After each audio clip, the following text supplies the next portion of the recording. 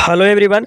तो सातवां चरण जो है कब से स्टार्ट कर दी जाएगी, तो वो अप्रैल से कर दी जाएगी। साथ के साथ आपको हम आगे दिखाएंगे। उससे पहले जो बिहार में लगातार अभ्यर्थियों का जो मांग रहा है कि बिहार में डोमिसाइल नीति लागू हो हर वो बहाली में, हर वो वैकेंसी में, तो वो अब कर दिया गया है। निश्चिंत रहें, अब बाहर के लोग बिहार में नियोजन प्रक्रिया में भाग नहीं ले पाएंगे। देख लीजिए, प्रकाशित है खबर में, प्रारंभिक शिक्षक नियोजन में अब बिहार का मूल निवासी होना अनिवार्य।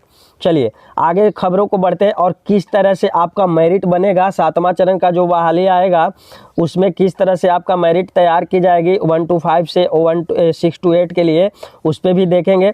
तो सबसे पहले यहाँ इस खबर को देखते हैं। प्रारंभिक शिक्षक नियोजन में अभ्यर्थी को बिहार का मूल निवासी होना अनिवार्य कर दिया गया है। इससे पहले पूरे भारत में कहीं के भी अभ्यर्थी नियोजन प्रक्रिया में शामिल हो सकते थे। इसके अलावा कक्षा 1 से 5 तक टीईटी और समकक्ष स्पर्धाओं में मिलने वाले वेटेज अब पूरी तरह से समाप्त कर दिए गए हैं। आगे इस पे हम बात करेंगे, क्योंकि पहले जो मेरिट लिस्ट तैयार की जाती थी वो किस तरह से और अब जो क्या बदलाव हुआ है उस पे भी बात करेंगे। साथ ही 6 to 8 के लिए मेरिट निर्माण में मैट्रिक और इंटर के मार्क्स का मूल्यांकन नहीं होगा। केवल स्नातक डिग्री और बीएड उपाधि की अनिवार्यता रहेगी। ये प्रावधान बिहार सरकार की तरफ से शनिवार को अधिसूचित किए गए शहर और ग्रामीण क्षेत्रों के प्रारंभिक विद्यालयों में शिक्षक, प्रधानाध्यापक और शिक्षा अनुदेशकों की नियुक्ति, प्रोन्नति और उसकी सेवा शर्त संबंधी नियमावली में किए गए हैं। शिक्षकों को 12 साल सेवा पूरी होने पर प्रोन्नति दी जाएगी। 15,000 रुपये प्रति माह के वेतन के हिसाब से ईपीएफ के लिए सरकार आवश्यक है ना, इतना ही लिखा गया। अब यहाँ पे जो मूल बातें हैं, आपको नियमावली जो आएगा उस पर ध्यान देना है। देखिए यहाँ पे कहा जा रहा है टीईटी अनिवार्य पर वेटेज खत्म, 12 साल सेवा पूरा होने पर प्रोन्नति दी जाएगी। देखिए यहाँ नया जो प्रावधान आया है उसके तहत बनेगी मेरिट लिस्ट। तो सबसे पहले 1 to 5 की बात करते हैं। तो मेरिट सूची जो है मैट्रिक, इंटर और प्रशिक्षण के अलावा टीईटी के 2 से 8% तक मिलने वाले ग्रेस मार्क्स नहीं दिए जाएंगे। आप साफ तौर पे समझिए कि मैट्रिक और इंटर और प्रशिक्षण के अलावा टीईटी का, टेट का जो एग्ज़ाम आपका टेट का जैसे सीटेट हो गया और बीटेट है, तो उसका जो अंक मिलता था वो अब नहीं दिया जाएगा। इसमें साफ कहा गया है कि केवल टीईटी उत्तीर्ण की अनिवार्यता रखी गई है। कहने का मतलब है कि 1 to 5 में आप जब नियोजन प्रक्रिया में भाग लेंगे 1 से 5 तक में, तो आपको सिर्फ और सिर्फ टेट पास होना आवश्यक है और कि आपका जो है मेरिट लिस्ट तैयार की जाएगी, है ना। टेट एग्ज़ाम आपको पास होना है। अब ना तो आपका मैट्रिक का जुटेगा, ना तो इंटर का जुटेगा और ना प्रशिक्षण का जुटेगा 1 to 5 के लिए। आगे बढ़ते हैं, 6 to 8 की बात कर लेते हैं। तो 6 to 8 के लिए आप समझिए, मेरिट लिस्ट में पहले मैट्रिक, इंटर, स्नातक और बीएड के मार्क्स जोड़कर टीईटी के ग्रेस अंक जोड़े जाते थे। तो भैया इतना जो जोड़ा जाता था वो सब खत्म कर दिया गया। मैट्रिक का नहीं जुटेगा, इंटर का नहीं जुटेगा, अब सिर्फ और सिर्फ आपका स्नातक का जुटेगा, यानी ग्रेजुएशन का और बीएड का।